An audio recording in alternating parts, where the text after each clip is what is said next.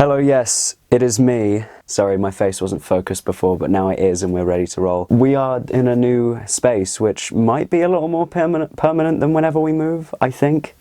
So that's something. Tell us what you think. The main thing that will probably have changed is both we're super close now, so I can kiss you, and also the room's a lot smaller, so there's going to be a bit more of an echo about it, if you will, and the sound's going to be a little less, I don't know how to describe it, but it's going to change.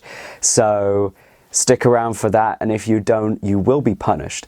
Anyway, today I'm here to talk about the Feywild, and you may think, oh, he's talking about it because the new module came out that's based in the Feywild, and I am. I have not read a single word of it, and I'm here today to talk about the Feywild before I even read it, because I feel like there's a couple of things that, since this Feywild book is being put out, that people are going to forget about the Feywild or ignore or something along those lines. And I'm here to basically say that the Feywild is not limited to what's in the book. I imagine if D&D know their Feywild, which they should, they've put something along the lines of, in the book, the Feywild is an absolutely ridiculous place and it can mean an infinite number of things or nothing at the same time. And all of the things that we've put in this module are just a tiny little piece of what the Feywild could offer. Because it's really just infinite if you consider more and more about it. There are countless fairy tales and stuff from all sorts of different walks of life and stuff that you can pick from different countries if you want to try, you know, a session that's really, really creepy and weird. Go to some old German fairy tales. German kid stories are messed up. It's not about, like, I don't know, there's plenty that are just really screwed, and if you want something more, you know, traditionally modest and that try and teach a life lesson, go for like the classic English ones, you know, Hansel and Gretel and... Wagwan 15 granny, yeah, give me all your candy or I'll shank you. I don't know, there's plenty of things that you can do with that, and like, you might be thinking, okay, well, I take these fairy tales, what do I do with them? Just use that simple concept and make a cool thing out of it. So, for example, there's a house. It seems like a normal house, except the townsfolk are nervous in this Feywild because their kids keep going missing, and it's like, okay, well, we'll go to the house, and there's a very pleasant old lady that's just like, hello, yes, this is my house, and that's it. But the house is illusioned, and it's actually a house made out of gingerbread, and she's hiding a bunch of dead kids. So I don't know, go wild with it, and then you fight like a hag in her house or something, and she throws pots at you that explode into pink jelly that makes you cry. I realise this channel is slowly becoming me coming up with random ideas on the spot and telling you them, which is honestly what I wish that I had 2 years ago. So hey, it makes sense. But yeah, fairy tales is a great way to make stuff in the Feywild if that's something that you want to do. Another component to the Feywild is that, again, it's infinite. It could mean anything. Like, typically it has the general aura of looking pretty, but with a very, very bad undertone. People often look at the Shadowfell and go like, oh, so the Feywild's like the good version of that. Nope. They're both as bad in different ways, but the Shadowfell is more upfront about it in that way, so it's kind of nicer. Like, you go into the Shadowfell and you know that we're going to fight a bunch of bad ghoulies and stuff. But in the Feywild, who knows if there's a bad ghoulie waiting to kill you or not? You'll never know until they start doing that, unless you have some crazy game-breaking stuff that basically does it all for you. But yeah, go wild with it. Go absolutely wild.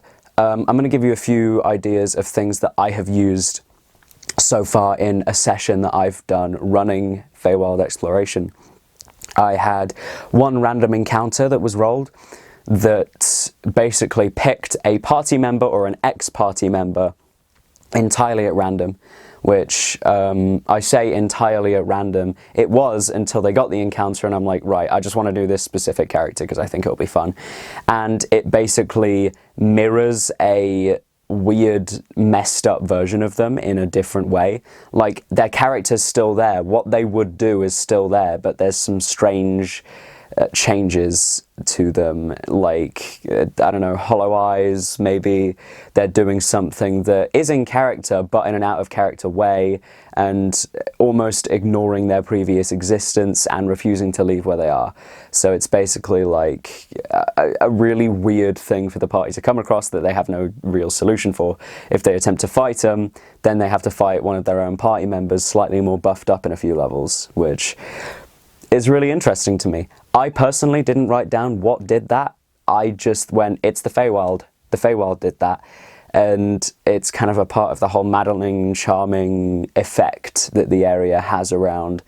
Another random encounter I had was a basically infinite wall of force that was blocking off an entire section of the world, or the plane even. And there was a little archway that they'd came across that didn't have that. So they were going to go through it, but the archway itself animated and started killing them by moving walls of force, crushing them in and shifting them around until a party member did disintegrate, and then, you know, the entire thing was dead. But yeah, random stuff like that. None of it has to make sense to you or the players. All that you need to know is that it's happening and it's going to do something. What's nice about the Feywild is you can be super free with it. You don't have to know motivations. You don't have to know why things are doing what they're doing or why they say the things that they say. I've got to be pretty dumb and weird and disgusting by playing Feywild characters, because a lot more of the creatures there have no filter, no restriction on who they are and what they do and stuff like that. So it's been fun for me to play that, at least, as the party expects that that's what's going to happen now. I can go wild with all sorts of crazy NPC interactions that normally wouldn't grace the material plane, or at least in your average town or village or something like that, without anything weird going on. I think that this new book that's came out seems interesting. I've seen a couple of things about it, but I haven't read it all. I will at some point to get some new material if I feel like I need it. But again, if you're going to be like running something and you're like, I'm going to use the Feywild, I want to use this book, do it, go ahead. That's what they're there for and stuff like that. I've advocated for that countless of times. However, just know that what's in there is definitely the tiniest fraction of the Feywild's potential, which is literally infinite. I feel like if there was any place where you could blatantly rip off stuff, it would be in the Feywild. You can straight up front take characters from popular fiction and put them in there with their name and stuff, and, you know, it all kind of makes sense. You can have a whole Princess Bride encounter with the guy that puts the cups down or something, and it's like, oh, which one did you poison? You know, that's the only scene I've seen from it properly, because yeah, me and the guys were watching it before a D&D game. That's all I saw. But it seems like it'd be a funny random thing for the Feywild. And something else to note, I really wanted to map it out. Like, I find that if I map things out, it helps me. However, you can't really do that in the Feywild because the landscape is shifting. Whatever degree that is to is entirely up to you, whether it means physically locations are moving constantly, this grand city that's there that you've made up or something goes from each side of the plane constantly shifting, maybe in a pattern, maybe not. And this could also entail like a distortion in the landscape, so the party are really struggling to use landmarks to navigate around because they're losing them, and not the landmarks but the terrain itself is shifting around so that it's a lot more difficult to navigate, and things change constantly.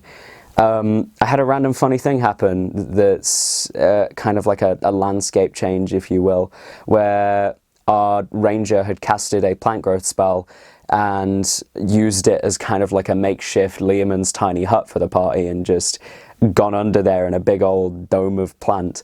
And when they'd woke up, a buttload of little sentient flower people who were screaming had made it their new home and stuff like that. And I kind of considered that part of like the chaotic landscape changing and stuff like that. So if you want to use that, sure, go for it, because I mean, it's the Feywild, it's dangerous as hell. If you found any of this stuff useful at all, then let me know, or if you have any more fun ideas for things that you could put in the Feywild, you can comment them or join our Discord and talk about them there, which is in the description. You can also like and subscribe and all the fancy stuff that you should do when you're watching a YouTube channel. Please, thank you.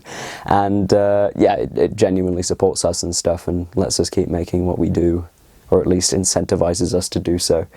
Thank you for watching. See ya.